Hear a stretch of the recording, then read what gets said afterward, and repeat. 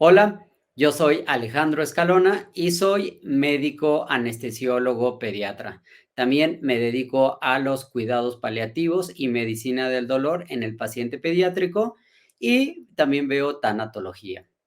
Ahora veremos este tema tan importante como es dolor en el neonato.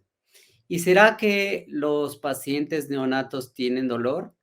Ahora, si nos imaginamos estar dentro del útero donde todo es tranquilidad, no necesitamos comer, no necesitamos ir al baño, no necesitamos tener una cobija, no necesitamos nada. Y de repente hay algo abrupto que nos saca de ahí. Y más, imagínense esa parte abrupta de un paciente que todavía no necesita salir. ¿A qué me refiero? A un paciente prematuro. Entonces, esta parte de estar dentro del útero, estar calientito, estar sin necesitar nada, a salir, ya sea por parto vaginal o por la cavidad abdominal y tener a muchas personas al lado de ti que te estén secando, te estén tomando temperatura o que no puedes respirar y que necesitas que te den respiración con un aparato. ¿Será que estos pacientes tienen dolor? Este cambio abrupto lo tenemos que tener muy claro para, pues, poder atender a nuestros pacientes y poder dar mejor atención sobre este tema. Ahora imagínense estar en la UCIN, que normalmente están pacientes que tienen alguna enfermedad o pacientes prematuros, donde hay procedimientos dolorosos, situaciones de estrés, desde la luz, los ruidos que hay, los procedimientos que se nos hacen, a la separación de la madre.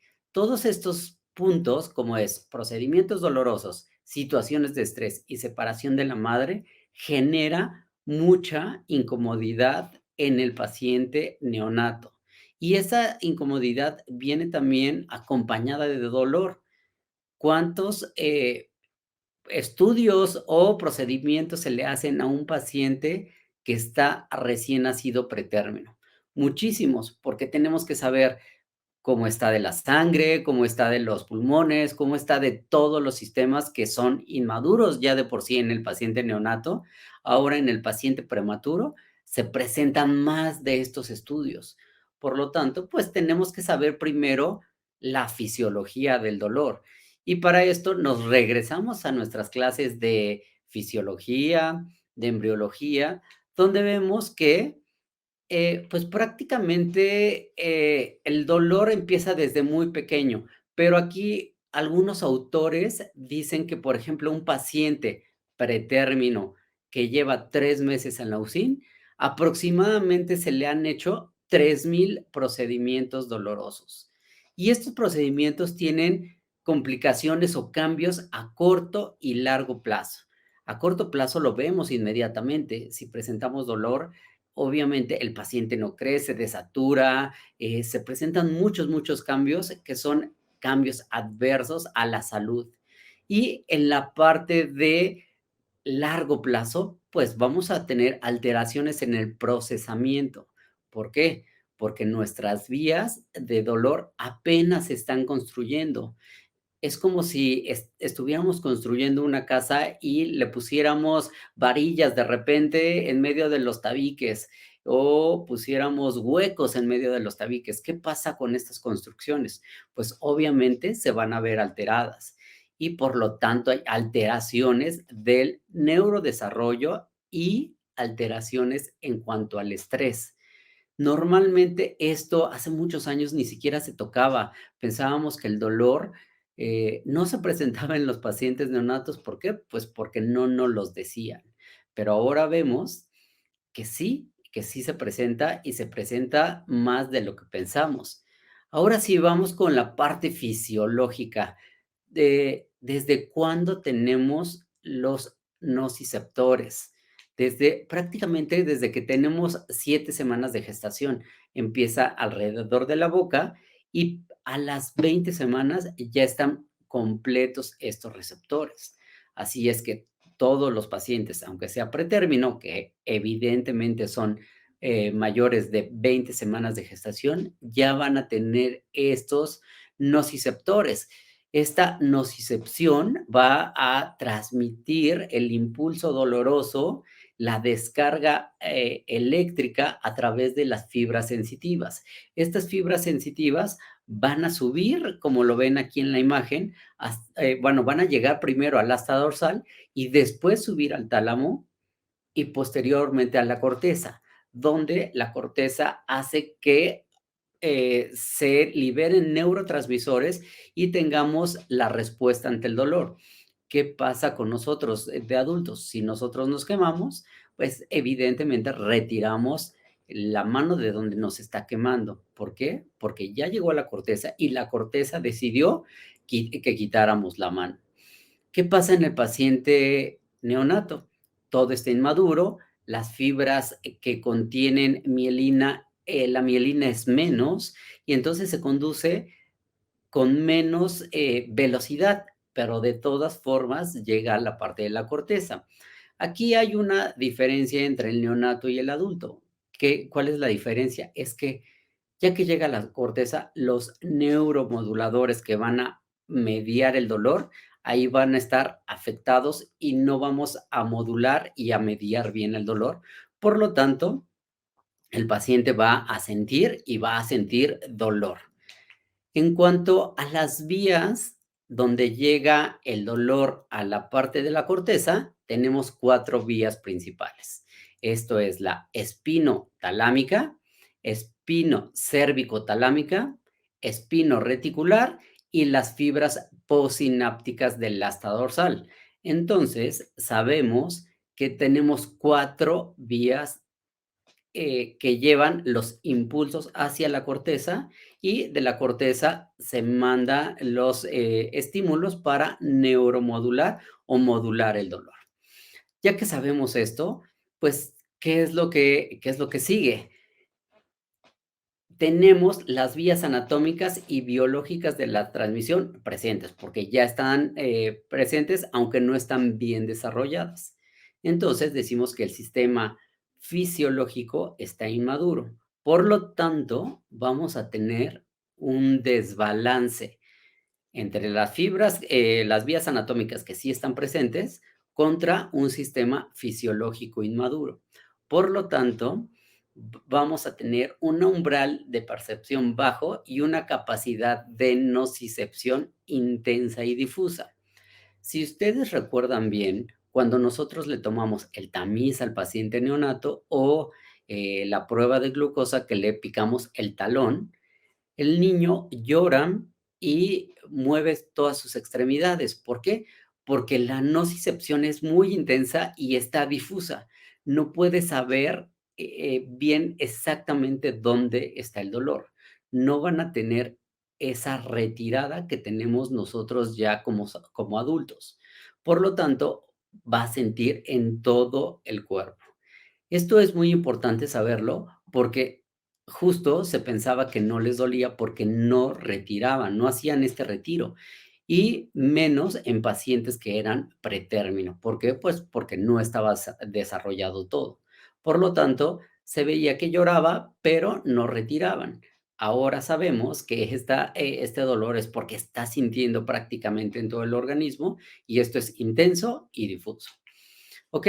Entonces, ya que tenemos la parte fisiológica, vimos la parte fisiológica, en cuanto a la evaluación del dolor, tenemos muchas fallas.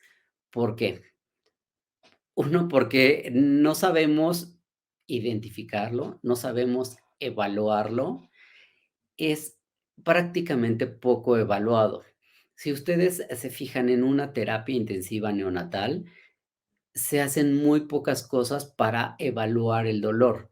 No hay gente capacitada, tal vez desde la parte de enfermería, que hay enfermeras nuevas que no están todo el tiempo viendo pacientes nonatos o enfermeras que sí están ahí, pero no están adiestradas a tener diferentes formas de evaluar el dolor. Tal vez lo ven llorar, tal vez lo ven inquieto, lo ven desaturando, pero puede corresponder a otra causa. Lo más importante sería evaluar el dolor. Si nosotros evaluamos mal el dolor, evidentemente vamos a tener un manejo inadecuado y yo creo que más que inadecuado, muy pobre, porque normalmente, subestimamos el dolor en el paciente neonato, ¿pero por qué? Porque hay una estimación subjetiva, cada quien lo ve de forma diferente y creo que lo más importante es que el paciente es incapaz de expresar en forma verbal cuánto le duele. Porque al final, cuando el paciente va creciendo y es lactante o lactante menor o lactante mayor, aunque no lo puede decir verbalmente, ya puede llorar, puede gritar y puede hacer la retirada. Entonces, la evaluación del dolor es una tarea desafiante, porque no todos lo vamos a poder evaluar bien, ya que es subjetivo, ni tampoco todos tenemos la capacidad de evaluarlo por falta de información de cómo observarlo, ¿ok? Hay para esto muchas escalas. Sabemos que la escala principal para el dolor es decir cuánto nos duele, pero el neonato, siendo incapaz de transmitir verbalmente cuánto les duele, pues se hicieron estas escalas. Uno es la escala de los cambios conductuales. ¿Qué son los cambios conductuales? Pues los cambios faciales, si el ceño está fruncido, si los ojos están apretados, si la boca está apretada o está abierta. Esto es en general se basa en el comportamiento. Y hay otras escalas que son de cambios fisiológicos. Se dice que los cambios fisiológicos, las escalas que están basadas en cambios fisiológicos son las más, pues, las más exactas. ¿Por qué? Porque puede haber un aumento de la frecuencia cardíaca, puede haber un aumento en la tensión arterial o una disminución en la saturación de oxígeno. Por lo tanto, hay escalas que combinan ambas cosas, los cambios conductuales y los cambios fisiológicos. Ahora vamos a ver qué escalas tenemos. Hay muchas escalas que han surgido para ver cuánto le duele al paciente neonato, pero hay escalas que ven si son prematuros, si son a término, si están sedados, no están sedados. Hay muchas cosas. Por lo tanto, hay gran variedad y tal vez no podemos escoger la adecuada a cada paciente, porque un paciente está intubado, otro paciente está en bacinete, otro tiene puntas de alto flujo, otro tiene BiPAP. Entonces se vuelve diferente y tal vez alguno está en estado de sedación, a lo mejor otro está posquirúrgico, otro acaba de llegar de la sala de labor. Por lo tanto, tenemos tantos pacientes que no podemos aplicar la misma escala en todos los pacientes. Pero aquí vamos a ver 3 escalas que te las voy a platicar rápidamente para que las conozcan y saber qué parámetros son los que valoran para evaluar el dolor. Y vamos a empezar con la primera. Esta es la NFCS. Y esta es por sus siglas en inglés, que en español es Sistema de Codificación Facial Neonatal. Esta escala evalúa los parámetros a través de los movimientos faciales. Aquí nos da un puntaje igual o mayor a 10, es lo máximo dolor. Pero si ustedes ven en esta tabla, nos habla de muchas cosas, 10 cosas en general. Si tiene más de 3, nos habla que tiene un dolor. Aquí solo les dejo esta parte para que ustedes la vayan viendo. En todas las diapositivas tienen un código QR que si ustedes con su celular lo escanean, les va a salir directo el artículo. Muchos de estos artículos no los pueden descargar completos, pero los pueden descargar en el abstract y después pedir el resumen o algunos si están de libre acceso. Entonces, esta parte de esta escala valora todos los pacientes neonatos. Hay otra escala que es en el paciente prematuro y esta es la PIP, por sus siglas en inglés, pero en español quiere decir perfil de dolor del prematuro. Esta evalúa o es multidimensional. ¿Por qué? Porque va a evaluar parámetros de conducta y parámetros fisiológicos. Aquí nos va mucho también a la edad gestacional, si es igual o mayor de 36 semanas o hasta menor de 28 semanas. Obviamente nos da más puntaje entre más pequeño sea el paciente. Si ustedes ven en esta gráfica, en esta tabla, está la parte de la conducta y también la parte de fisiológica. Por lo tanto, tenemos que saber bien para qué pacientes lo tenemos que aplicar. Y esta nos va a servir en pacientes prematuros menores de 36 semanas. Hay otra que les quiero mostrar, que esta es la escala de evaluación del dolor y sedación. Esta escala nos va a evaluar el dolor y la sedación. Es una misma escala, aunque no necesariamente tenemos que evaluar la sedación si estamos evaluando el dolor. Por lo tanto, podemos evaluar el dolor sin evaluar la sedación. Esta evaluación se hace por separado y aplica en los recién nacidos de término y los recién nacidos pretérmino. Ya que tenemos estas 3 escalas, pues podemos aquí les puse como las más representativas, una del paciente sedado, una del paciente prematuro y una en el paciente neonato normal. ¿Por qué solo les pongo 3? Porque existen muchas, más de 6 escalas. Y si nosotros tenemos todas, pues no vamos a saber, o no vamos a tener la experiencia suficiente de saber cada una. Quiero que se vayan adiestrando en una, en otra o en otra, por lo menos 3. Estas 3 que les pongo para que ustedes vayan evaluando. Esto es como cualquier otra cosa en medicina, tenemos que hacer la tarea, estar evaluando, evaluando, evaluando, para que nosotros tengamos la destreza de saber si el paciente tiene o no tiene dolor. Si nosotros es la primera vez que lo hacemos, seguramente nos costará mucho trabajo porque son muchos parámetros, desde cómo está fruncido el ceño, si los ojos están abiertos o están cerrados. Por lo tanto, es algo que lo tenemos que hacer diario o varias veces al día para que tengamos la experiencia suficiente. Entonces, ya vimos la fisiología, ya vimos cómo evaluamos el dolor. Ahora nos vamos al tratamiento. Aquí algo muy importante que dicen los artículos de hace 2 años para acá, hay dos tratamientos básicos, el tratamiento farmacológico y el tratamiento no farmacológico.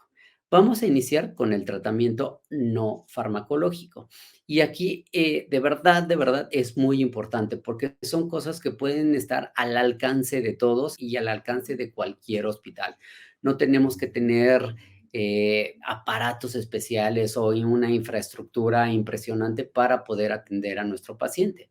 Y vamos a iniciar con la primera, que esta primera no farmacológica que tiene como objetivo minimizar y aliviar el estrés y el dolor. Esta primera es mamá canguro. ¿Por qué se llama mamá canguro? Por el contacto de la mamá con el paciente. Yo sé que aquí en México está casi prohibido que las mamás estén en la UCIN o estén con sus bebés cuando les están haciendo procedimientos o cuando les están haciendo algo. En Creo que ninguna terapia en México he visto esta parte, pero creo que tenemos que adoptar esto y que no nos dé miedo, sino al contrario, para que la mamá tenga mayor confianza en lo que se le está haciendo a su hijo y qué personal médico o paramédico está enfrentándose o ayudando a su hijo. Este contacto piel a piel por el sistema parasimpático va a aumentar o va a tener un aumento de gastrina, de insulina, de hormona de crecimiento y de colecistoquinasa. Por lo tanto, solo con el contacto de piel vamos a tener estos aumentos. También hay una sincronización térmica prácticamente se vuelve uno solo, la mamá y el paciente, con la parte de la temperatura, que es algo muy importante en los neonatos porque no regulan temperatura. Se hace una respiración regular y profunda y normalmente se mantiene la saturación de oxígeno. Y esto nos ayuda a que haya un menor consumo energético y por lo tanto el paciente se pueda desarrollar mejor. Tomemos en cuenta que cuando el paciente desatura, hay un consumo energético importante y va a hacer que el paciente cada vez entre más en decadencia. Por lo tanto, esta primera instancia que se llama piel a piel o mamá canguro nos va a ayudar muchísimo. Los artículos nos dicen que sería lo ideal que la mamá estuviera cargando al paciente en lo que se hacen ciertos procedimientos, como canalización, cambios de sonda, eh, toma de muestras, que esté ahí para evitar el dolor. Y se ha visto una gran mejoría en cuanto al dolor cuando la mamá está ahí. El otro que sigue es, ¿qué tal si la mamá no puede estar? Porque la mamá tal vez pasó a la terapia, está en otro tratamiento o no puede ingresar al hospital porque está enferma. Pues vamos a hacer esta otra terapia no farmacológica que se llama arropamiento y flexión facilitada. Prácticamente vamos a arropar en forma contenedora y envolvente al paciente. ¿Para qué? Para hacer como si estuviera en el útero. En el útero sabíamos que no se podía estirar, entonces tenían una flexión y el útero abraza al paciente. Vamos a hacer prácticamente lo mismo, vamos a tratar de abrazarlo y arroparlo para hacer ciertos procedimientos y que estos procedimientos no duelan. ¿Por qué estos procedimientos que son no farmacológicos nos ayudan? Por una razón muy importante. Tenemos los estímulos dolorosos que le vamos a hacer contra los estímulos no dolorosos. Y vamos a competir. Si el estímulo no doloroso es mayor que el doloroso, nos va a ayudar. Por lo tanto, el primero, mamá canguro, y el segundo, el arropamiento, puede ser más potente que el doloroso. Por lo tanto, nos va a ayudar. La sujeción es manual, la cabeza se flexiona y aquí puede estar unido a una succión no nutritiva, o sea, ponerle algo al paciente para que se nutra, o sucrosa, que más adelante les voy a hablar de la parte de sucrosa, que también se ha visto que funciona, aunque funciona mejor esta parte que es el amamantamiento. El amamantamiento tiene muchos mecanismos de acción, son multifactoriales que nos van a ayudar a que el paciente no tenga dolor. Imagínense, el paciente está succionando, está en contacto con la piel de la mamá, hay una calidez, hay un balance, hay el sonido y el olor materno. Todo esto nos va a ayudar a que el paciente no tenga dolor. Y en estudios se ha visto que hay opioides endógenos en la leche materna. Si nosotros unimos estos opioides endógenos a todo lo demás, el contacto, estar piel a piel, el balance, eh, el arropamiento, pues prácticamente este estímulo no doloroso va a ser más potente que el estímulo doloroso. Por lo tanto, aquí se ha visto que comparado leche materna con solo sucrosa, es mucho mejor la leche materna. El 98% de estos pacientes que recibieron leche materna se calmaron más rápido que los que solo recibían sucrosa. Imagínense qué tan potente o qué tan bueno es esta parte. Y ya vimos mamá canguro, el arropamiento si no está la mamá, el amamantamiento y continuamos con otro que ahí digamos que ya no depende de la mamá, pero sí puede depender de nosotros, que es la musicoterapia y contacto.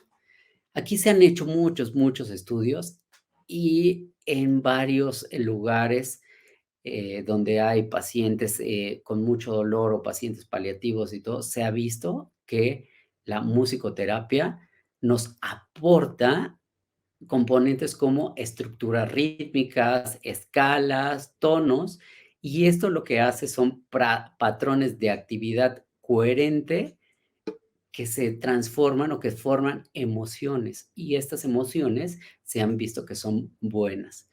Por lo tanto, ¿qué más nos costaría poner música? Aquí se recomienda, por ejemplo, Vivaldi para justo tener estos tonos rítmicos. Mozart, Mozart y Vivaldi son los que más se recomiendan. Hay muchos más, pero de los más conocidos, Mozart y Vivaldi. Por lo tanto, va a aumentar los niveles de beta endorfinas sin disminuir el cortisol, que también muchos dicen, bueno, es que tal vez se disminuye el cortisol, el paciente no va a tener la respuesta correcta. No, la música nos va a ayudar para todo esto. Entonces, haciendo el recuento, mamá canguro, arropamiento, el amamantamiento y la musicoterapia. Estos son este es el tratamiento no farmacológico.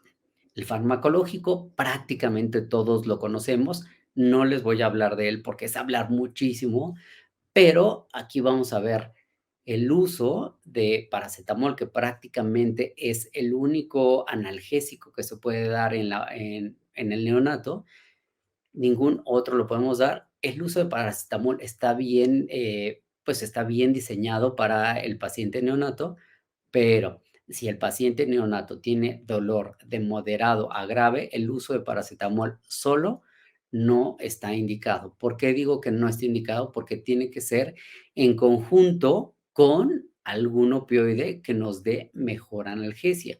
Vamos a darle todo lo necesario para que este paciente no tenga dolor. Entonces, tratamiento no farmacológico más tratamiento farmacológico, y que el tratamiento farmacológico sea el adecuado para el dolor que tiene el paciente. Si el tratamiento farmacológico no es el adecuado, ese paciente va a tener dolor y va a tener todas las alteraciones que nos trae el dolor. El impacto a largo plazo, a corto plazo hay muchos, muchos, muchos que los vemos inmediatamente, la desaturación, entre otras, pero hay impactos a largo plazo que ahora se están estudiando más y que son muy importantes. Efectos adversos al estrés. Estos pacientes van a tener muchas, muchas alteraciones en cuanto al estrés. Van a tener un estrés oxidativo. ¿Y qué quiere decir esto? Que va a haber más radicales libres que nos predispongan a diferentes cosas o diferentes patologías en el paciente neonato. Si el paciente ya por algo está siendo afectado o atendido, si le unimos radicales libres y se está oxidando, le va a ir mucho peor a este paciente. Algo que hemos visto, hay cambios en la microestructura y función cerebral. Se ha visto que se cambian tálamo, el hipotálamo, hay cambios, si no son tan drásticos, sí hay cambios que se han visto a través de la resonancia magnética como una disminución en la sustancia gris. Y si esto disminuye, vamos a tener alteraciones a largo plazo muy importantes. Entre todas estas alteraciones podemos tener la alteración de la programación del eje hipotálamo, adreno hipoficiario, que si está alterado vamos a tener muchas patologías que se puedan desarrollar a partir de ahí. Y cambios en la cognición y en la función motora. Si ven, es algo muy importante manejar el dolor en el paciente neonato. Por lo tanto, les voy a dejar mis 3 recomendaciones mías y de los autores para que se queden con esto. Las 3 recomendaciones o conclusiones son: el dolor sí existe, aunque sea el neonato más inmaduro. Así tenga 26 semanas, el paciente va a tener dolor. 2, el manejo del dolor debe ser integral, individualizado y responsable. Y como tercera, la presencia de los padres puede atenuar el impacto del dolor en el paciente neonato. Los dejo con esas 3 recomendaciones para que se queden con ello y las pongan a trabajar.